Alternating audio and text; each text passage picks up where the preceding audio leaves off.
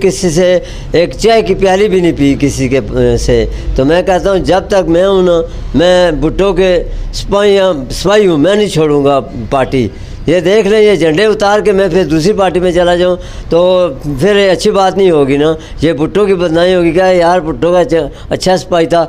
मैं कहता हूँ कि मैंने अव्वल से आखिर तक जो है ना पार्टी के साथ रहना है, भुट्टो का सिपाही बन के रहना है। मैंने भुट्टो का सिपाही बनता हूँ ना, हर घर से, वो कहते हैं हर घर से भुट्टो निकलेगा। ये मैं आपको वाज़ह कर दूँ कि औरतें, बूढ़े, मौलवी वगैरह नमाज़ पढ़ के निकलते हैं, वो कहते हैं जिए भुट्टो, जिए भुट्टो। क्योंकि उसमें कोई जज्बा था, वो पाकिस्तानी अवाम का एक खैर ख्वाह था। क्या समझे, बाहर लेके जाने वाला कौन है, शऊर पैदा करने वाला कौन है, ये भुट्टो था।